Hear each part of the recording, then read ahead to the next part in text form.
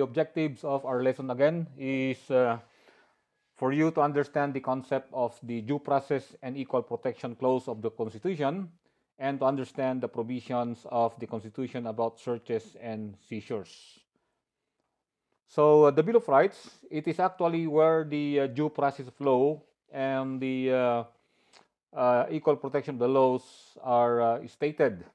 So the Bill of Rights, as we have mentioned earlier, is a declaration and enumeration of a person's rights and privileges, which the Constitution is designed to protect against violations by the government or by an individual or group of individuals. So take notes, it is designed to protect against violations because as we practice our freedom, as we practice our rights, the government people, in particular the law enforcement, the people under the criminal justice system, may violate consciously or unconsciously one's rights and privileges. And of course, there are also other people, like the private individuals, may violate also our rights, our freedom.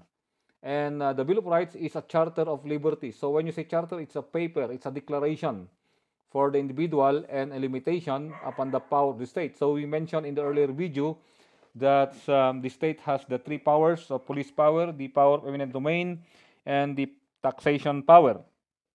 So those things somehow should not be indefinite. It should be definite. There should be a limit for those powers of the government to avoid arbitrariness of governance. Okay, so the Bill of Rights will be our jumping board for this discussion today. So what is not true about the Bill of Rights? Okay, so what is not true is letter A, because it is not a declaration of a person's rights and privileges, but rather it is not a person who declared his rights and privileges. However, it is declared by the government. Okay, it's declared by the government. It's not a person who declared it.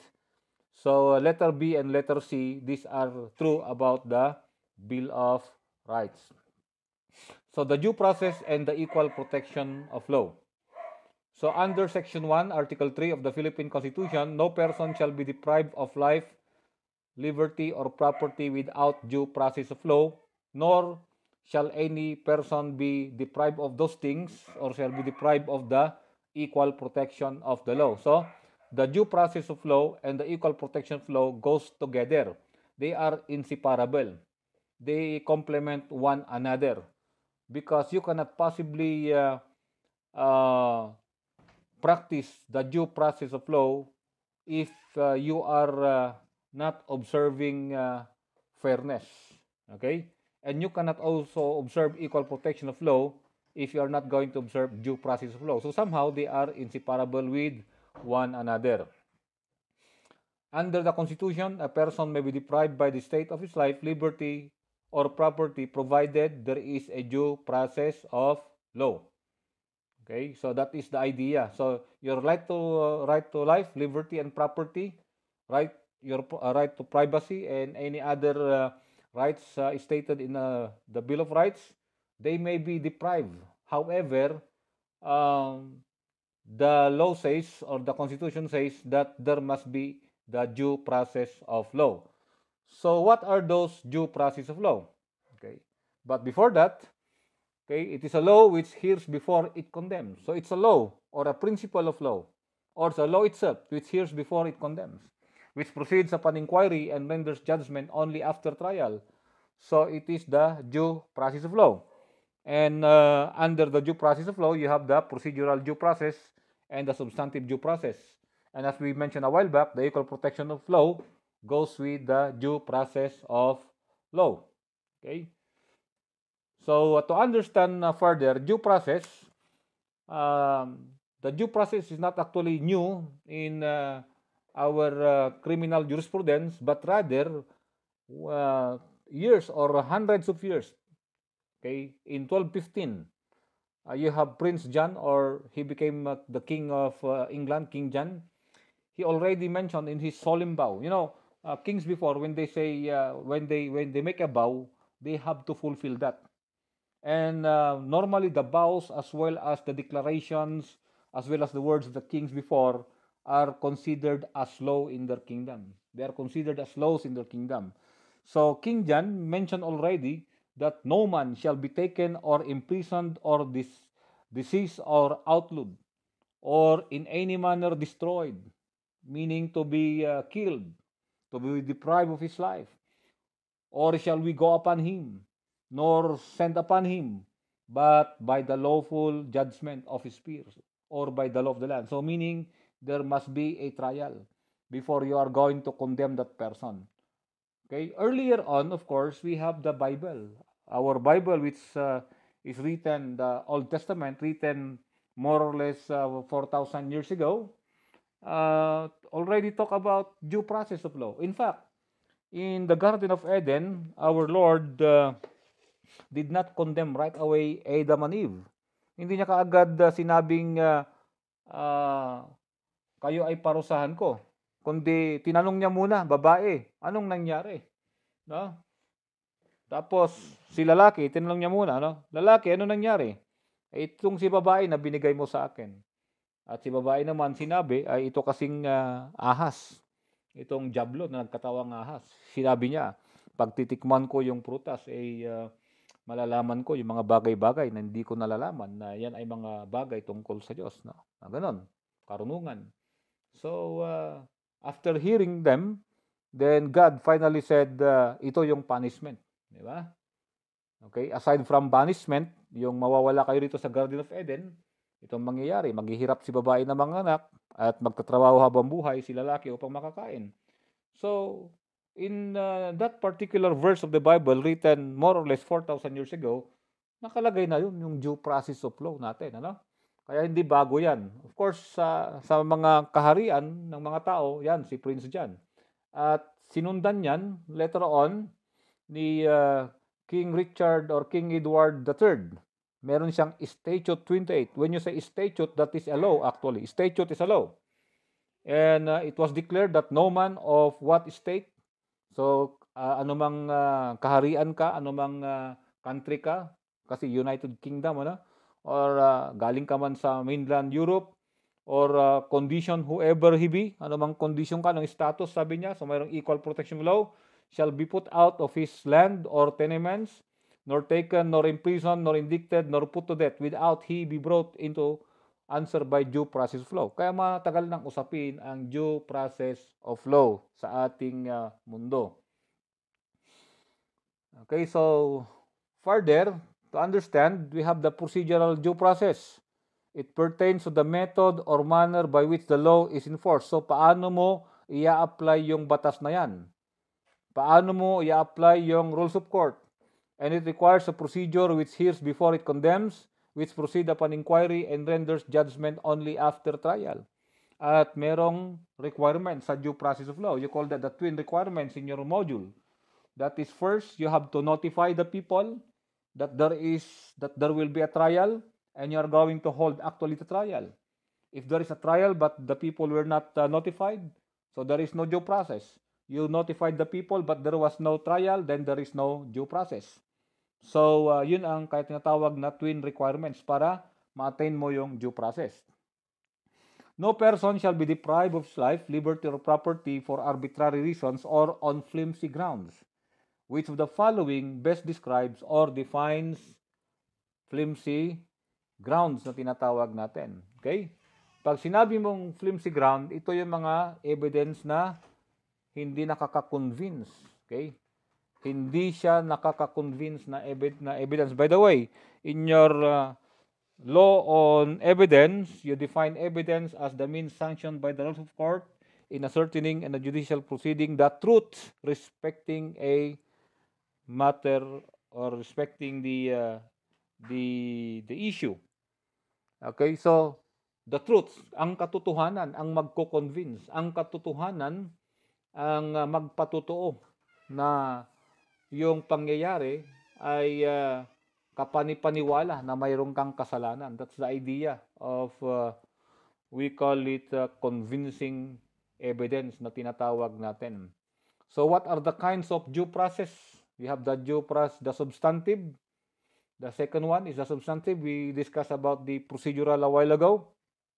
It requires that the law itself, the substance, when you say substance, is the yung content ng batas, not merely the procedures by which the law would be enforced is fair, reasonable, and just. Okay? The law itself should be fair, reasonable, and just. Ibig sabihin, yan ay talaga namang makatuwiran, yung batas na yan. Say for example, kinokontra yung anti-terror law natin na bago kasi hindi ito substantive. Bakit hindi substantive? Kasi nga ba naman ay hindi daw fair na aarestuhin mo by mere suspicion.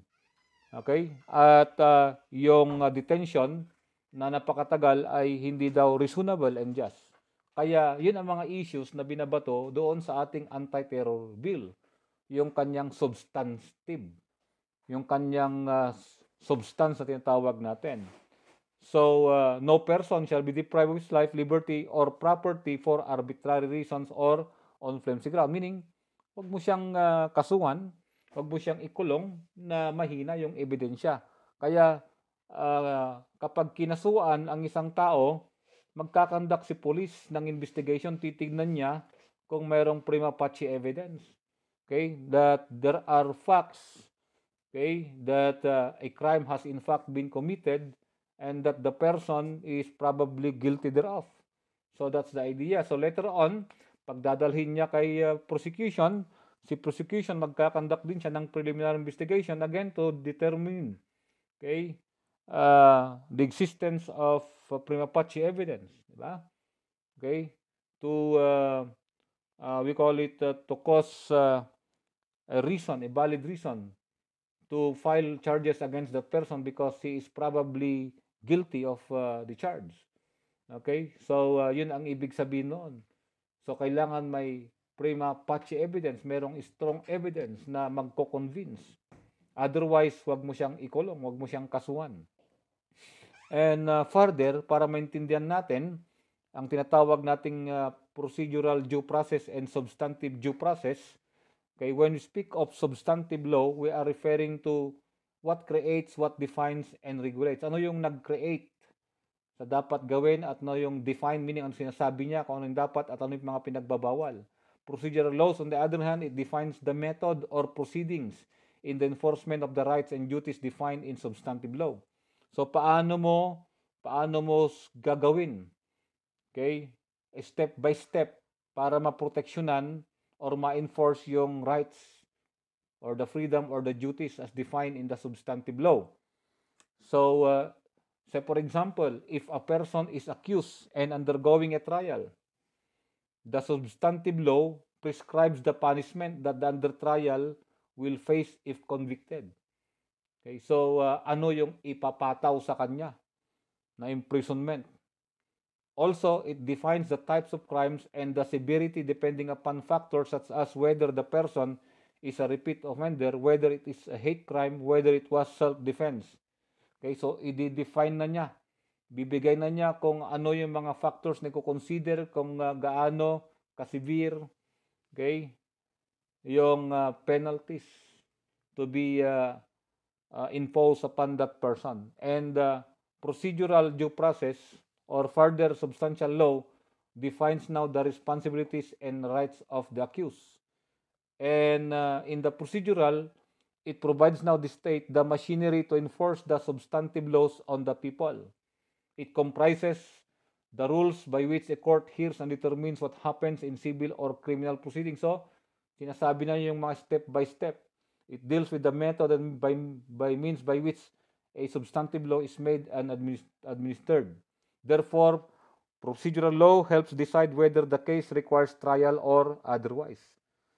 Okay, so titignan niya, kailangan pa ba ng trial o hindi na? I-dismiss na ba? Or pwede ba yan sa summary hearing lang yan?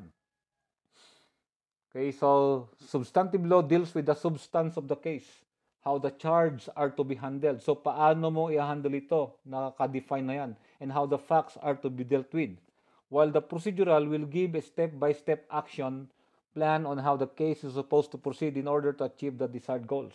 Para ma-attain mo yung tinatawag na due process of law. Magkasama palagi yan, the substantive and the procedural due process. Kasi ang basis ng procedural ay yung substantive due process of law or the substantive laws na tinatawag natin.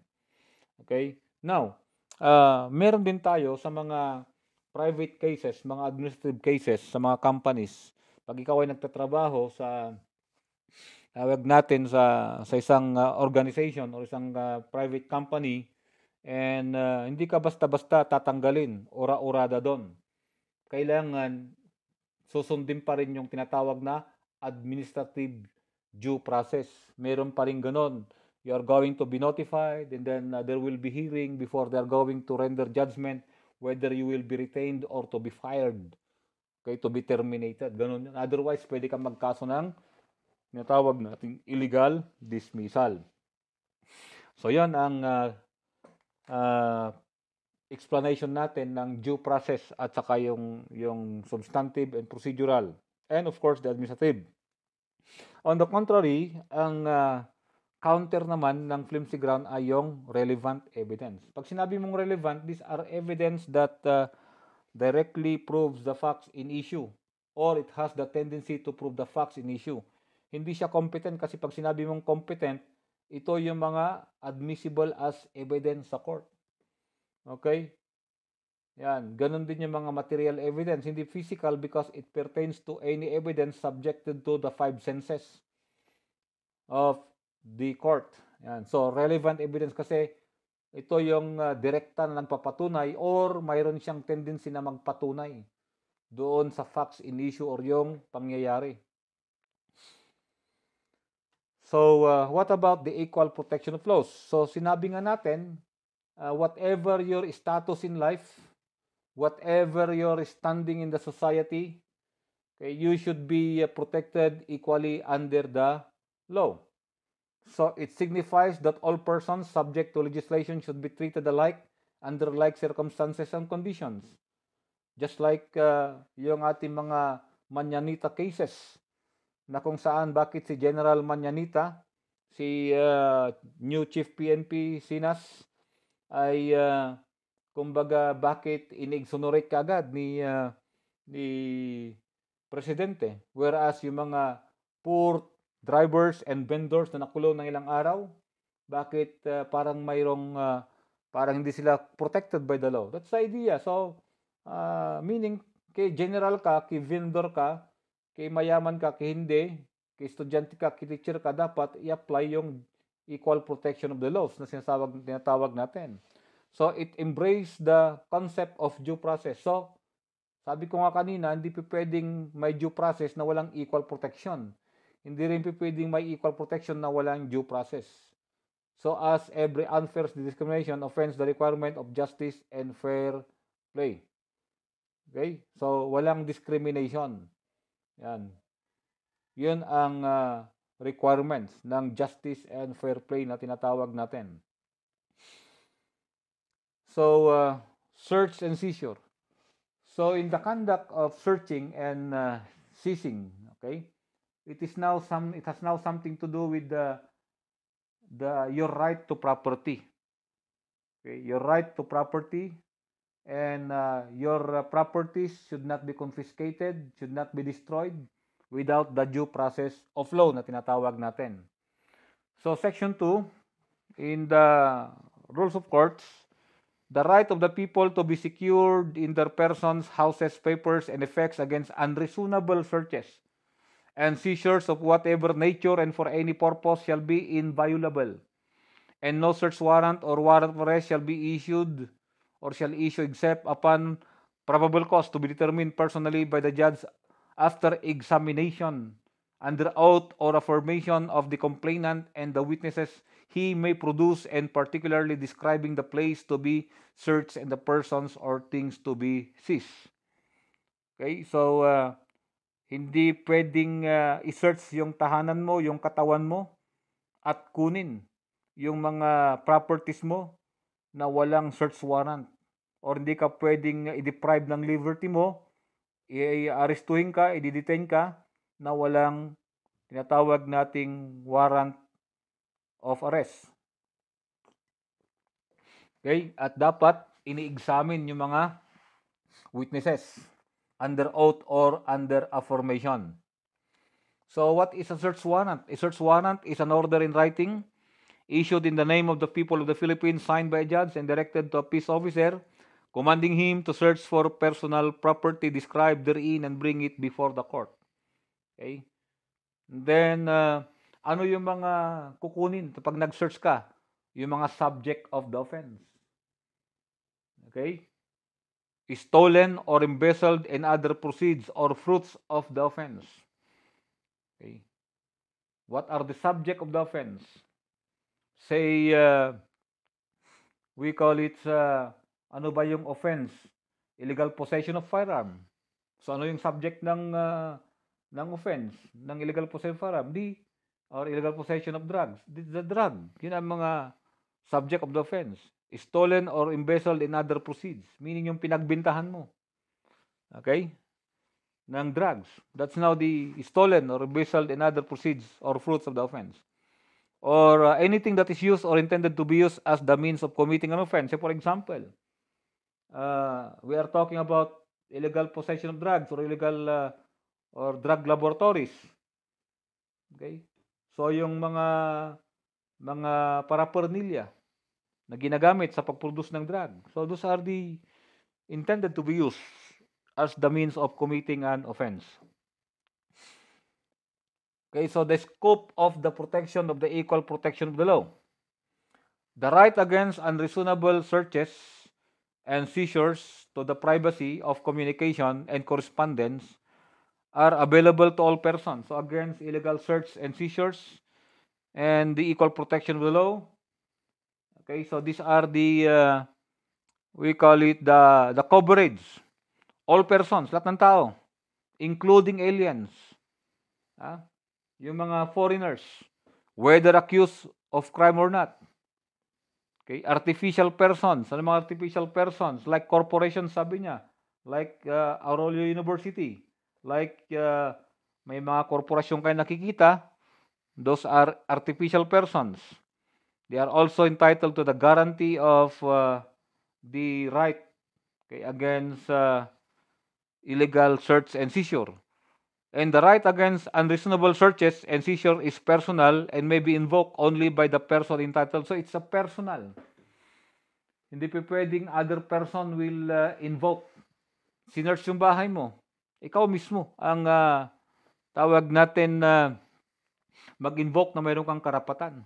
It is not other people's responsibility. Kaya nga, dapat may mga witnesses lamang. Hindi pwedeng i-search kung wala ka.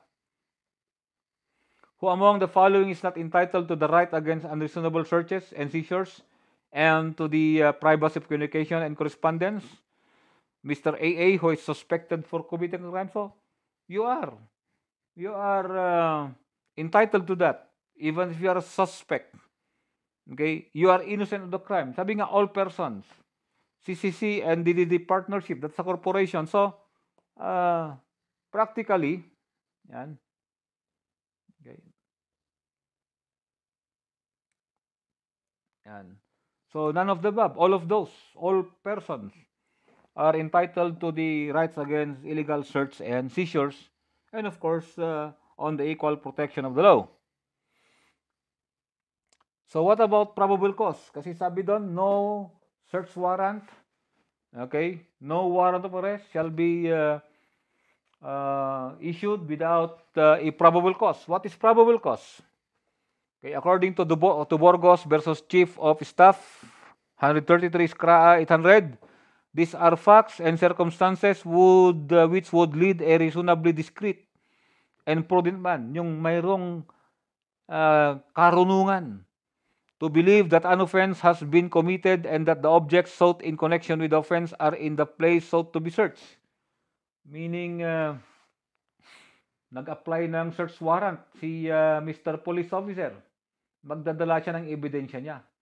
At kapag pinagtagpi-tagpi mo yung ebidensya, okay, together with the examination of the witnesses, pag pinagtagpi-tagpi mo yon, merong probable. Pag sinabing probable, napakalaking posibilidad or kadahilanan, probable cause, na maniniwala ka na yung tao nga ay na mayroong nga siyang tinatagong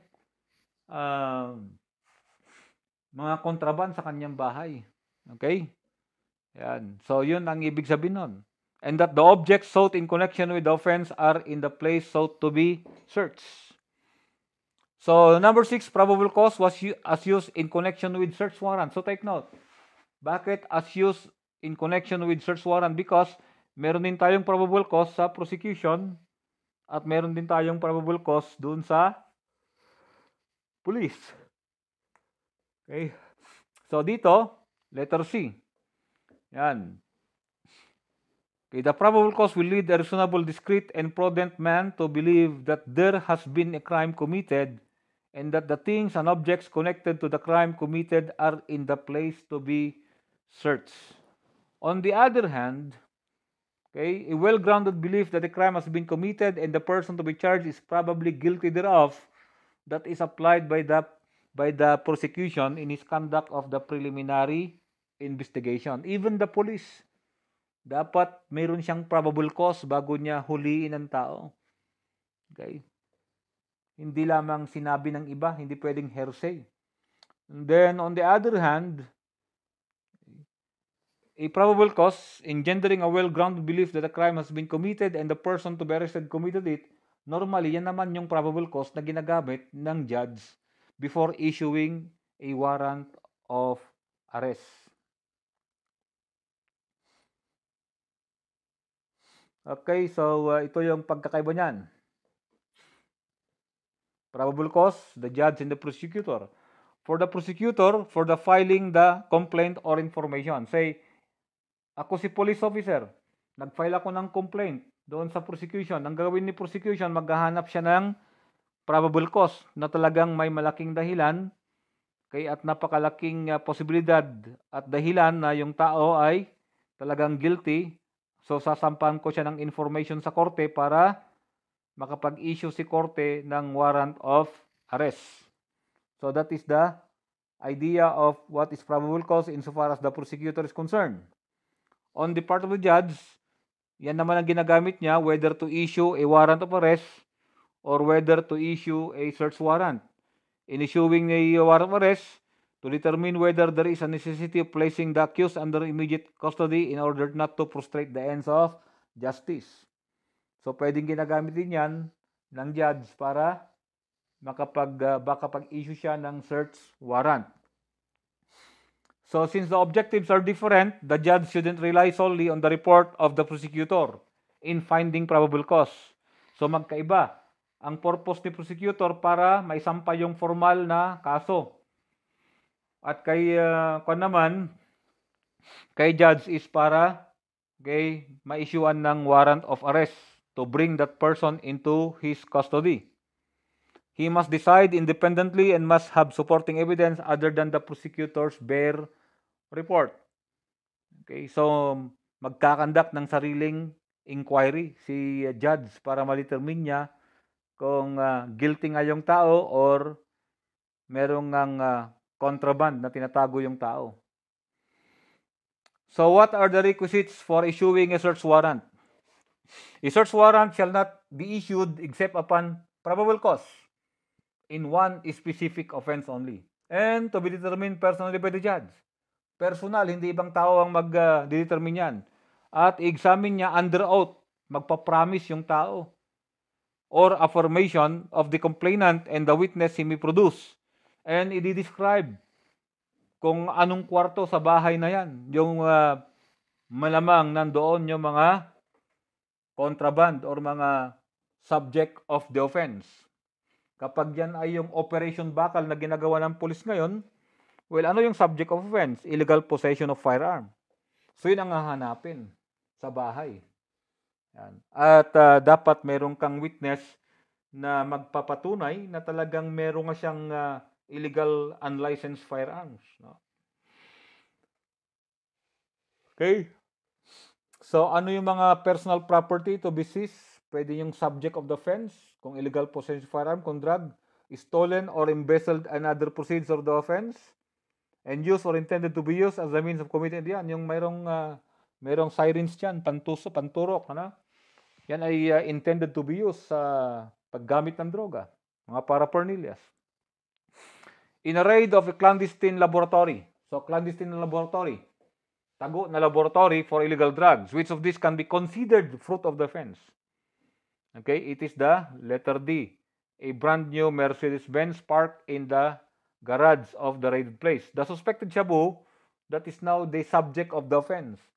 Substances which are precursors of drug manufacturing, ito yung mga ginagamit bago mag-manufacture ng mga drugs, mga raw materials and other equipment. These are intended to be used to commit an offense. Letter B and letter C. So the answer there is letter D. Okay, brand new Mercedes-Benz park kasi isisequester yan or tawag natin, i-hold yan kasi baka malamang yan yung fruit of the offense. So parang ganito, kapag yung pastillas cases natin sa Bureau of Immigration right now, may minumove na order na isa-subject for freezing yung mga properties, mga bank accounts ng mga taong ito para hindi nila may transfer kasi malamang yun ay mga fruit of the offense na tinatawag natin. Kaya sinisequester nila yung mga properties ng mga nakakasuan minsan o kaya hino-hold yung mga paggalaw ng kanilang mga bank accounts. Okay? So they are deprived of enjoying their properties. Now, on the other hand, hindi lahat naman ay may nakuhang baril, hindi ibig sabihin na admissible as evidence na yan. No? May nakuhang droga sa katawan ng tao, saglit lang.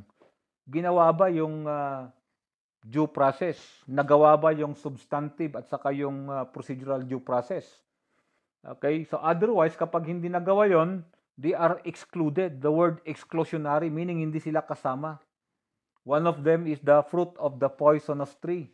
That any evidence obtained in violation of this or the preceding section concerning the legality of search and seizure shall be inadmissible for any purpose in any proceeding.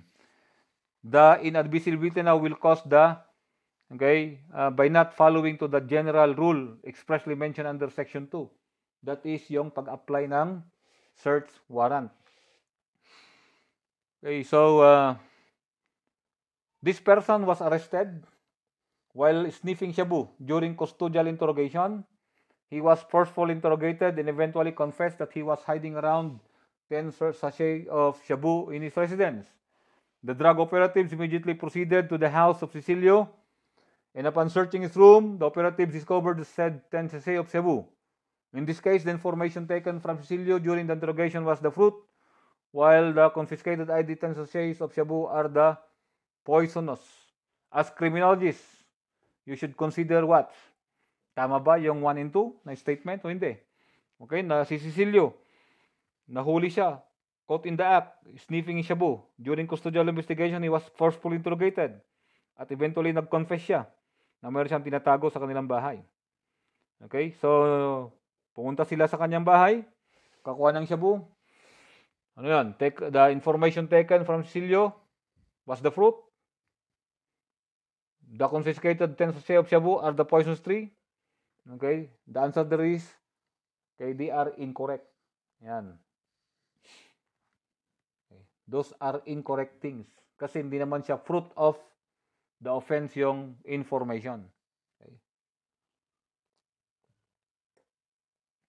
And the poisonous tree is, we call it not the shabu. Ano nga ba yung poisonous tree?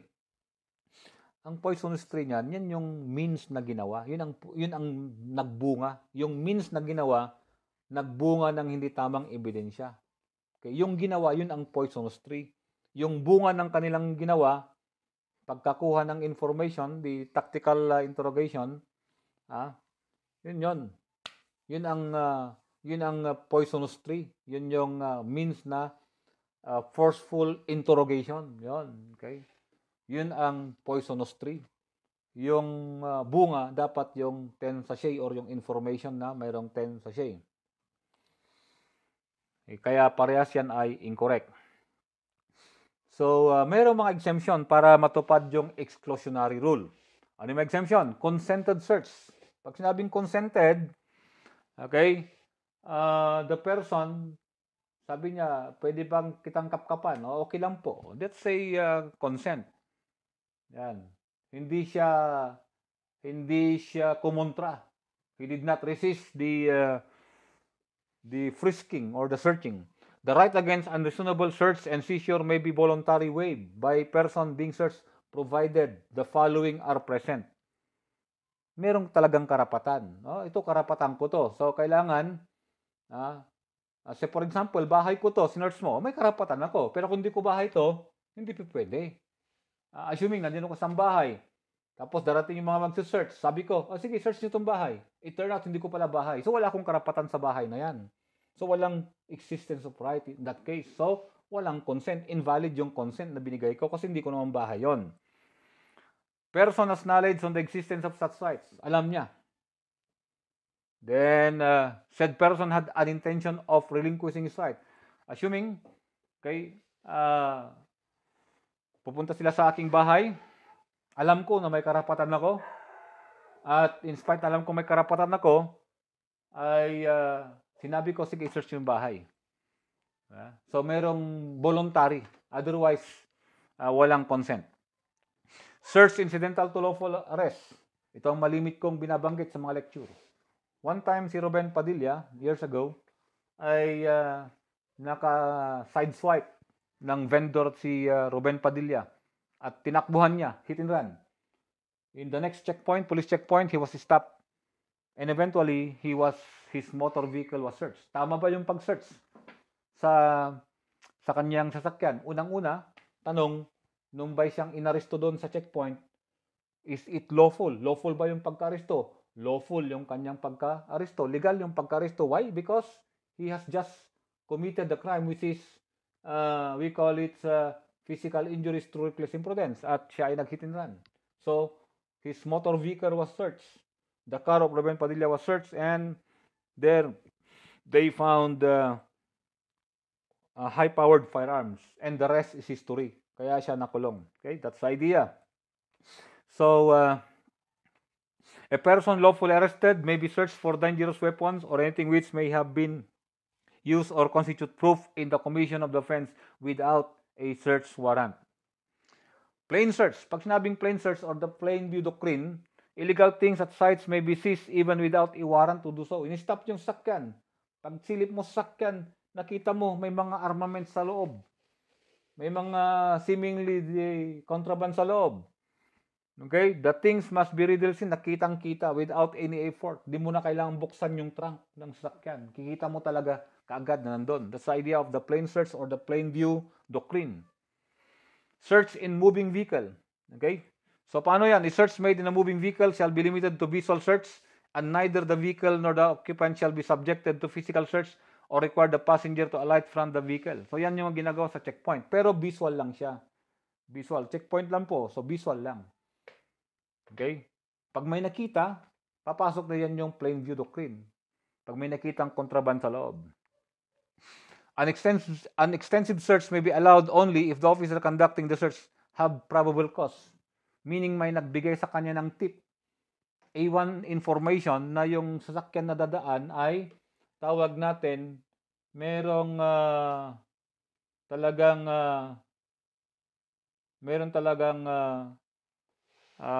tawag natin droga sa loob ng sakyan. Okay? And dapat yung pagbigay ng tip sa kanya, wala nang panahon si police officer na kukuha pa ng search warrant. So immediately thereafter, nag-conduct sila ng police dragnet. Ayan. Kasi wala na silang panahon. Kung meron pa silang panahon na kumuha ng or kukuha, say for example, mga ilang oras pa bago dadaan yung sakyan or bukas pa dadaan yung sakyan, ay meron pa silang time para mag-apply ng search warrant. Kapag meron pa silang time na mag-apply ng search warrant at hindi sila nag-apply ng search warrant at based on their probable cause ay kanilang sinearch yung moving vehicle, magiging inadmissible yung evidence doon. Okay? So it says there that they would find evidence pertaining to the commission of a crime in the vehicle to be searched, and there is no sufficient time to secure a valid warrant of, or the search warrant, not warrant of arrest, valid search warrant. Custom search, yung ginagawa doon sa pagpasok mo sa airport, sa seaport, okay? Sa mga tawag natin, sa mga bus station, those are considered as custom search. But of course, sa mga kanyan, sa terminal, ng barko at saka sa airplane, sa airport. Under the customs search, the personnel of the Bureau of Customs can conduct search to enforce customs law or to regulate exports and imports without securing search warrant. Okay? Kaya dadaan yan sa x-ray machine, yung mga bagahe, at iba-body search kayo doon. Kayo mga nakasubok ng pumunta sa airport, sumakay ng eroplano, alam yan. You are going to be body search. Hindi ka pwedeng mag-resist doon. Okay? Whether you like it or not, you should be searched. Your body should be searched and your bag should be searched. Okay? That is legal, even without securing a search warrant. When the owner of the premises waives his right against such incursion. Akin to, pero sabi ko, okay lang, pumasok lang kayo. When it involves stop and freeze situation, ay yung stop and freeze. Okay? Nagpapatrolya kayo. Yan, kagaya nung nangyari nung isang araw na nandun sa news. Ini-stop nila yung dalawang lalaki na walang tawag natin face mask. Okay? So when they stop them, biglang tumakbo yung dalawang tao. So hinabol, kinapkapan, ayun. Okay? Merong nakuhang droga sa kanilang katawan o sa kahoy na hawak nila na mayroong secret packet. No? Mga ganon. Ano kaya nakita mo yung tao, may nagbabald sa kanyang tawag natin sa kanyang bewang, mukhang 45 or caliber 45 pistol. Oh. At nakakahalata naman na parang pistol nga yung kwan. So kinapkapan mo, that is stop and freeze. I-stop mo siya. Kinapkapan mo. At nakuha nga yung caliber 45 na illegal sa kanyang katawan o saka na illegal. Okay, wala siyang authority na dala-dala niya outside the residence, di ba? So illegal possession of firearm. When the search is under exigent and emergency circumstances, ano yan? May mga report ng terrorist attack. Mayroong tinatawag nating bomb threat, di ba? Yun, pwedeng gawin yan. Tinatawag na exigent and emergency circumstance. Kailangan na yan kasi mayroon ng clear and imminent danger na talagang may bubumbahin. Di ba? Kaya paparahin lahat mga sasakyan, isa-search nila mga sasakyan. In cases of inspection of buildings and other premises for the enforcement of fire, sanitary, and building regulation, di mo pwedeng bawalan yan. Tapos while they are conducting, we call it inspection of the building, may nakitang kontraband doon, ng mga Bureau of Fire, pwedeng i-confiscate yan. At pwede ka nang kasuhan yan. Okay? Because that is lawful. Patrolman Jake's attention was called by a woman shouting for help while she was running from a house. The woman alleged that an unidentified male individual stabbed her in the abdomen.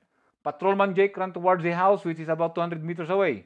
Before searching the house, the police officer saw a man with bloodied shirts wielding a knife walking out from the house. And the police officer can arrest the suspect on what paragraph under section 5. That is now the rules of court in the Philippines, Article 13 on the warrantless arrest. Ano yan? Okay? Ito yung the person to be arrested, okay, has just committed the crime. So that is the second paragraph na tinatawag natin. Ano ba yung first paragraph? The first paragraph is a peace officer or private person when in his presence. Sa kanyang presensya, sa kanyang harapan, kitang-kita niya mismo sa kanyang mga dalawang mata. Okay? Pag isa lang yung mata niya, kitang-kita niya ng isang mata. Di ba? Yan. In his presence, the person to be arrested has committed. Kakukumit lang niya or while committing a crime or attempting to commit an offense. Sasaksakin niya yung tao. Diba? We call that in flagrante delicto. In flagrante delicto, it's a Latin maxim. It means in blazing offense or sometimes simply in flagrante. It's a legal term used to indicate that a criminal has been caught in the act of committing an offense.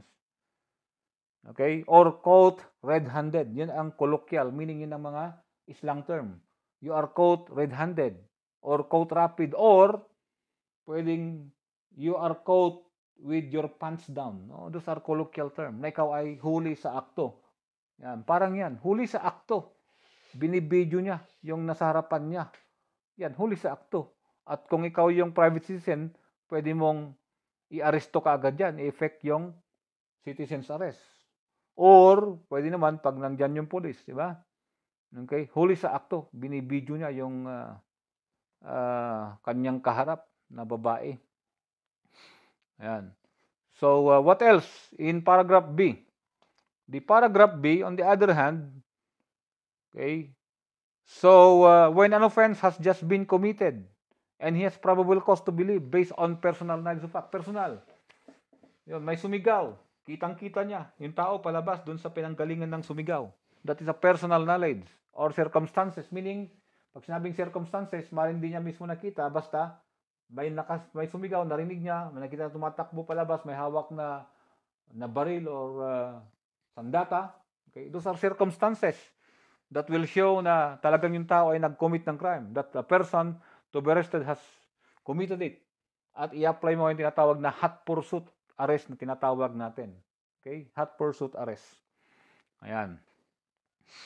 Then, the third paragraph of the warrantless arrest. Okay? A peace officer or private person, when the person to be arrested is a prisoner who has escaped from a penal establishment or place where he is serving. May nag-jailbreak sa inyong lugar. Hindi na kailangan ng warrant of arrest yan. Okay? Abulin na yan at yan ay huliin na yan. So yan, tumakas at papatakas or nakatakas na. What is the requisite to make it an admissible evidence, an illegal drug or contraband taken from a suspect without a valid search warrant? So paano?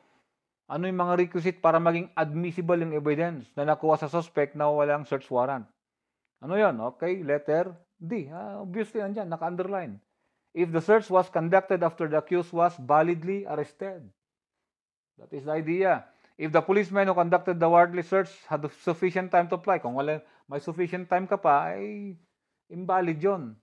Yung nakuha mong evidence. Kasi dapat kumuha ka na ng search warrant. If the accused from whom the illegal drug or contraband was taken was not acting. So, kailangan dun sa plain view doctrine or sa stop and freeze, kailangan the person is acting suspiciously. If the accused identity can be previously ascertained, so applying for a warrant should have been easy. Meaning, pwede po naman ma-identify later yung tao, pwede ka pa naman makakuha ng search warrant, ng warrant of arrest or search warrant or warrant of arrest, di ka kumuha at sinearch mo yung tao, hindi valid yung arrest at saka hindi valid yung searching of the body of the person. Okay? So, further, in your module, to reiterate, Section 1, Article 3, the Philippine Constitution is a safeguard of everyone against extrajudicial killing. When you say extrajudicial killings, ito yung mga tinatawag natin, pinatay yung kriminal kahit hindi siya lumalaban. Okay? That may be committed by anyone of even by members of the government, as well as safeguards against the deprivation of owning a property. Okay, kinonfiscate yung sasakyan mo, di ba? As well as deprivation to liberty. Okay, ikaw ay dinitain. And of course, further, ang Philippine Constitution ay nagse-safeguard din yan sa ating right to privacy na tinatawag natin. But note, however, that these safeguards are not absolute. Hindi absolute yan. Yung binanggit na natin yan, doon sa mga classification of rights, the rogatory rights and the non-derogatory rights. Okay? Hindi ito absolute kasi these rights are still subject to the control of the government as long as merong due process. Yung karapatan mo, your right to live or right to life, your right to property, and right to liberty, they can be deprived as long as there is a due process of law. If there is observance of due process of law, the government can take property and even restrict the liberty of everyone. Under the same section, the constitutional guarantees, okay, the non-denial of the equal protection laws to everyone, meaning, okay, and so guarantees that the denial, when they deny you of the equal protection laws, lahat din yan ay magiging null and void yung action ng ating law enforcer sa'yo. Okay? So, that's it for lesson number 5.